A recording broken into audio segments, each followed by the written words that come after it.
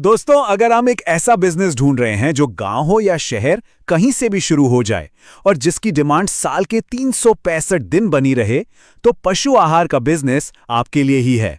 आज हम इसका पूरा ब्लूप्रिंट समझेंगे। कच्चा माल कहां से आएगा, मुनाफा कितना होगा, सब कुछ। तो चलिए शुरू करते हैं। बिल्कुल सही सुना आपने। ये एक ऐसा बिजनेस है जिसकी मार्केट कभी नहीं रुकती। अब आप पूछेंगे क्यों? अरे भाई, क्योंकि पशुपालन हमारे देश की अर्थव्यवस्था की रीढ़ है। जब तक दूध और डेयरी प्रोडक्ट्स की मांग रहेगी, तब तक अच्छे और पौष्टिक पशु आहार की मांग तो हमेशा ही रहेगी। और यही इस बिजनेस की सबसे बड़ी ताकत है। तो सवाल यह है कि एक अच्छा पौष्टिक पशु आहार बनाने का राज क्या है?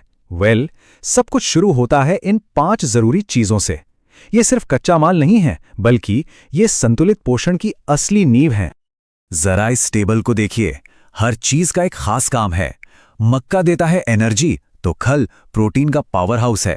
चोकर पाचन में मदद करता है। और सबसे मजेदार बात जानते हैं क्या है? ये सभी चीजें आपको अपने लोकल बाजार में बहुत आसानी से और सही दाम पर मिल जाती हैं। यही चीज इस बिजनेस की लागत को कम रखने में सबसे ज्यादा मदद करती है। ठीक है, कच्चा माल तो हो गया। अब देखते हैं कि इसे एक फाइनल प्रोडक्ट में बदलने के लिए किन मशीनों की जरूरत पड़ेगी, खासकर अगर आप छोटे लेवल से शुरू कर रहे हैं। अगर आप रोजाना 1000 किलो बनाने वाली यूनिट लगाना चाहते हैं, तो आपको बस ये 3 मशीनें चाहिए। ये एक तरह से पूरी फैक्ट्री का दिल हैं। ग्राइंडर सब कुछ पीसता है, मिक्सर एक परफेक्ट मिश्रण तैयार करता है, और पैकिंग मशीन आपके प्रोडक्ट को बाजार के लिए रेडी कर देती है। मतलब सेटअप बहुत ही सिंपल है। और इन तीनों मशीनों के सेटअप की कुल लागत करीब 2 लाख रुपए। जी हां, इतने कम इन्वेस्टमेंट में एक पूरी प्रोडक्शन यूनिट शुरू की जा सकती है। हाँ, ये कीमत शहर और मशीन की क्वालिटी के हिसाब से थोड़ी ऊपर नीचे हो सकती है, पर यह एक बेहतरीन शुरुआती पॉइंट है। चलिए अब देखते हैं कि इन मशीनों और कच्चे माल को इस्तेमाल करके असल में ये फीड बनता कैसे है। ये रही पूरी A to Z प्रक्रिया। ये पूरी प्रक्रिया 5 आसान स्टेप्स में बटी हुई है। सबसे पहले मक्का और चोकर जैसे कच्चे माल को अच्छी तरह साफ किया जाता है, ताकि उसमें कोई धूल या पत्थर ना रह जाए। इसके बाद ग्राइंडर में सभी सूखी चीजों को बारीक पीस लिया जाता है। अब आता है सबसे जरूरी स्टेप, मिक्सिंग। यहाँ सारी चीजें एक साथ मिलकर एक पौष्टिक आहार बन जाती हैं। लेकिन असली खेल है क्वालिटी चेक का। अगर माल में नमी यानी मॉइस्चर 12% से ज्यादा हुआ, तो पूरा का पूरा प्रोडक्ट खराब हो सकता है। इसलिए ये छोटा सा कदम आपके बिजनेस को एक बड़े नुकसान से बचाता है। और अब आते हैं उस हिस्से पर जिसका हम सबको इंतजार रहता है, पैसे की बात। चलिए देखते हैं कि इस बिजनेस में लागत कितनी आती है और मुनाफा कितना हो सकता है। तो चलिए 1 टन फीड बनाने का हिसाब लगाते हैं। सबसे बड़ा खर्चा है खल और मक्के का।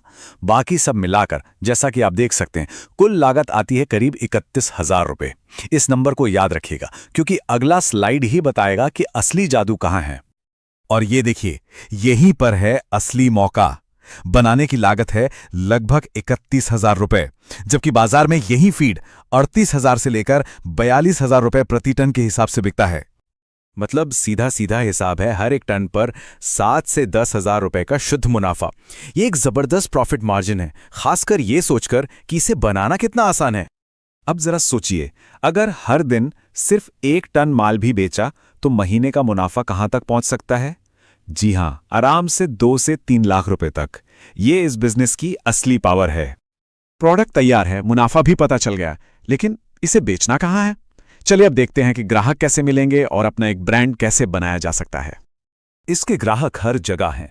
बड़े बड़े डेयरी फार्म से लेकर गांव के छोटे किसान तक, दूध कलेक्शन सेंटर और चारे की दुकानें तो आपके पक्के ग्राहक बन सकते हैं। आसान शब्दों में कहें तो जहां भी पशु हैं, वहां आपका बाजार है। अब बात करते हैं ब्रांडिंग की। एक अच्छा आकर्षक नाम सोचिए, जैसे गौशाला गोल्ड या मिल्क मैक्स फीड। अच्छी पैकिंग पर ध्यान देना बहुत जरूरी है, क्योंकि जो दिखता है वही बिकता है। और शुरुआत के लिए तो व्हाट्सएप और फेसबुक जैसे मुफ्त टूल्स ही काफी हैं। यकीन मानिए, सही स्ट्रैटेजी से कुछ ही महीनों में आप एक भरोसेमंद ब्रांड बना सकते हैं। तो ये था पशु आहार बिजनेस का पूरा ब्लूप्रिंट A to Z। अगर ये जानकारी आपको काम की लगी, तो कमेंट्स में जरूर बताइएगा कि आप इस बिजनेस को कहां शुरू करने की सोच रहे हैं। और हां, ऐसे ही और प्रैक्टिकल बिजनेस आइडियाज के लिए हमारे साथ जुड़े रहिएगा।